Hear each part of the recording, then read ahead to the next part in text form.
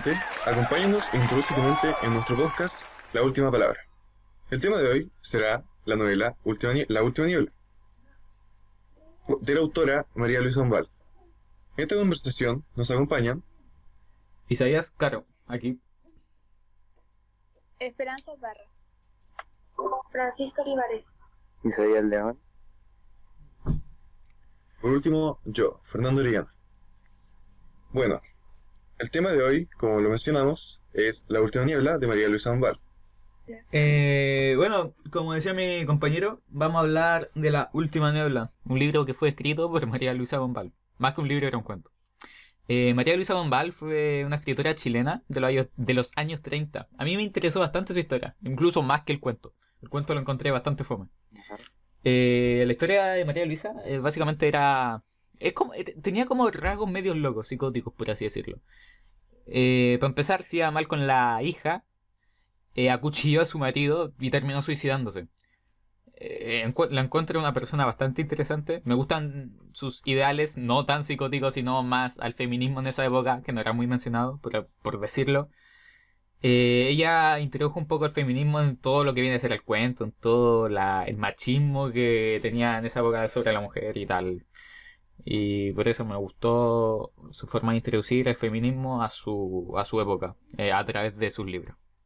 O sea, y también agregar a los detalles de la autora que debido a, o sea, a pesar de su controvertida carácter y situaciones de vida, gracias a eso impulsó su tipo de narración, su escritura y por eso fue tan exitosa para su época.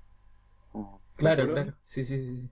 Ujú. Respecto a lo que dijo Isaías, yo creo que sí, es más interesante la historia de la escritora más que del libro como es propiamente tal, La Última Niebla, porque siento que como que no cumplió todas las expectativas que tenía comparándola con la historia que tiene detrás María Luisa. Claro.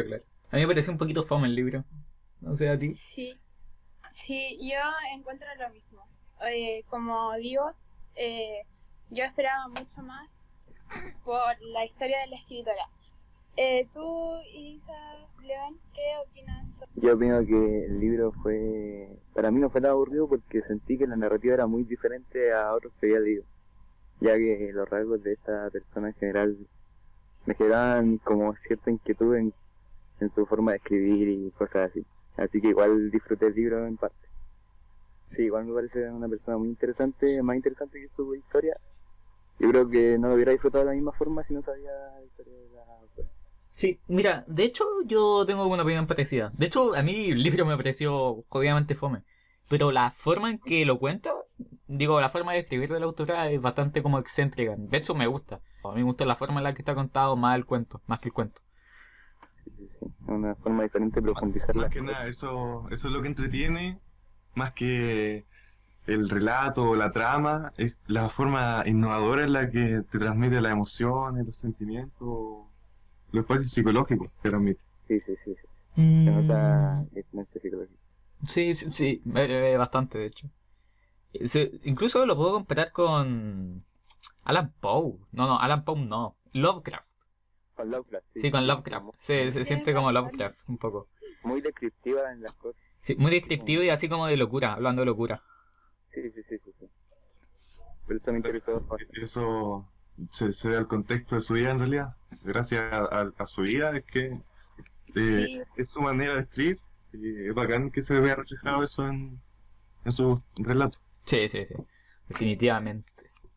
Ahora dejando un poquito más de lado a la autora y para empezar a hablaros del cuento de una vez, que hemos estado hablando solo a la autora. Algunos personajes pueden ser como la mujer. Yo creo que la mujer refleja a la autora. Y es Sí. como un intento, ¿sabes? sí. Así como una disconformidad con uno mismo y un poco de locura incluso. No tanto al punto de matar a alguien, pero tiene un poco de rasgos psicóticos, puede ser. De obsesión. Obsesión, exacto. Exacto. Refleja harta como trastornos mentales, se puede decir. Ujú. Reflejan situaciones como su obsesión con el amante o cuando se abstraía de la realidad hartas cosas así, tipo psicológicas. Sí, sí, sí. Ella idealizaba mucho al amante. Incluso yo creo que en el momento de la historia lo llegó a ver como su salvación psicológica o de vida. Porque ella se sentía tan disconforme que necesitaba de alguien más y ese alguien más era como el lugar del amante, por así decirlo. Como muy monótona, muy... no tenía como sentido en general. Exacto. Y encontró sentido en algo que no tenía en verdad mucho brillo. Sí. Sí. Y bueno, de ahí a la mujer está Daniel, que es su esposo, y también su primo. Eso también se ve el contexto de la época en la que se escribió esto, que era más normal, o sea, no era normal, pero era bastante más común que se casaran con los primos. Y aunque estuvieran casados, en realidad poco se veía de su relación de afecto o cosas así, eran bastante indiferentes, casi ni se hablaban, así que ya estaban casados como más que nada por conveniencia o porque se dieron así las cosas, yo creo. Ajá. Y tiene todavía como el trauma de perder a su esposa. Y sus pensamientos son bastante, por así decirlo, pervertidos. O sea, él incluso describía a sus primas y a su familia que la había visto de pequeña, desnuda, ¿verdad? Que se acordaba de cada detalle. No sé, ¿cómo lo describirían ustedes? Encuentro que ¿cómo se diría? Su personalidad, exacto, está influenciada debido a que perdió a su esposa hace poco y que no está muy bien mentalmente y anímicamente para nada. Ajá, se deja llevar más por lo carnal, digo. Por ejemplo, no piensa mucho lo que hace, ni, Lo superficial. sí, no es más superficial. Y solo ve reflejada más a su esposa, intenta ver en su esposa, o sea, su ex esposa, Su difunta esposa. ajá, con su difunta esposa la ve más reflejada en la suya y no sé, es un poco como traumado. Sí. Bien, a raíz de lo que amaba a su difunta esposa, es que a la mujer darse cuenta de esto, intenta parecerse lo más posible a ella para quizás intentar alegrar a Daniel o sentirse amada por él, ya que Daniel en realidad cero afecto por la mujer y recordando a su antigua esposa. Y la pescaba, de hecho. Muy poco. Eh, Era como estar casado y ya tenés tu vida hecha. O es tu objetivo de vida ya cumplido. Por eso es bastante superficial. Lo veía como que le estaba haciendo un favor a la mujer en realidad a casarse con ella. Bueno, la historia en sí empieza con la mujer y Daniel llegando a la ciudad a una clase de recinto. Se ve que son bastante cuicos. Tienen plata, son de plata. Tienen criado. Es como una casa muy exclusiva para la zona en la que están porque se encuentran a la afuera de la ciudad. Es como una zona privada para gente con plata. O sea, sí, sí, sí, también eso, es verdad. ¿Se les podría llamar como fundo o no? Sí, sí, sí, sí. Estaban de visita a Felipe y a Regina. Estaban visitándolos. Bueno, y ahí es cuando viene el problema de la obra. La mujer ve que Regina tiene un amante. Y eso la hace sentir como celos incluso. Pero no celos por el amante, sino celos de querer sentir eso, así como la emoción. Es como envidia de la relación de tener un amante. Sí. Sí, obvio, porque al sentirse tan como alejada de Daniel, o sea, obviamente va a sentir envidia de que alguien si pudiera no solo tener un esposo, sino también un amante. Y bueno, y ahí es cuando, desde ese punto de la obra, ella se empieza a especular cómo sería tener un amante, de sentirse celosa y querer desearlo. Y bueno, lo consigue una noche, de hecho. Y ahí es donde sale el amante. Y una vez más la escritora como que nunca menciona como a los personajes como más relevantes, no les pone nombre como es el amante y la protagonista. Lo que yo encuentro que hace como igual intrigante y mucho más como... ¿Cuál es la palabra? No lo sé. Ese detalle me hace pensar de que no le pone nombre porque ella se quería ver como la mujer y el amante es como la idealización de la autora de Alien Perfecto, ¿sabes? Claro. Y los otros personajes incluso pueden estar basados en gente de su alrededor. Sí, Sí, creo que por ahí leí que ella tuvo un mal matrimonio y en eso se basó para hacer a Daniel. Ujú. Incluso es el personaje que está más descrito, si no me equivoco, físicamente en toda la obra. Sí, tanto que ya es como su idealización perfecta de algo. Sí. Tiene puras características que a ella le encantan o en realidad todas las características las menciona cuando van a tener relaciones, lo cual es como un momento perfecto para la protagonista que la deja marcada para siempre. Ujú. Tanto que día a día, 24/7, está pensando en cuándo volver a ver o si no lo vuelve a ver nunca más. No importa, que solo el hecho de haberlo visto es suficiente para su vida. Sí. Y así como lo ve nuevamente más adelante junto al criado en el lago. Una tarde que se bañaba, lo ve y se vuelve loca y después andaba diciendo, no, si yo las vi, yo las vi. No le creían. Y como testigo tenía el criado, pero el criado murió.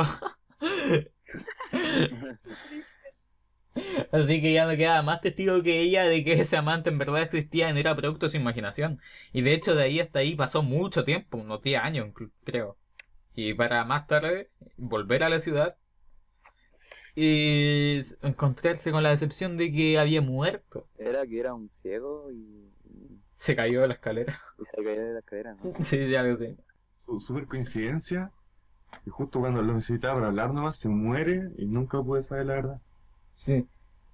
Mucha coincidencia de que el único testigo de la existencia de ese amante murió ahogado.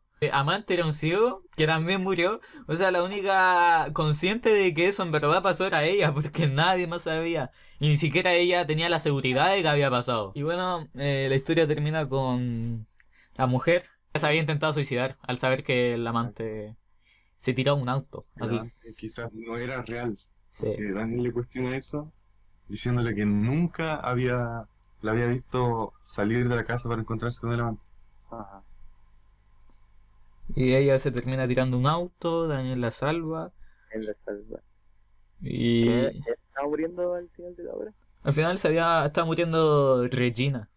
Ajá, pero recuerdo que ahí Sí, se ven reflejada la personalidad de la mujer cuando la empieza a enviar, incluso cuando está muriendo.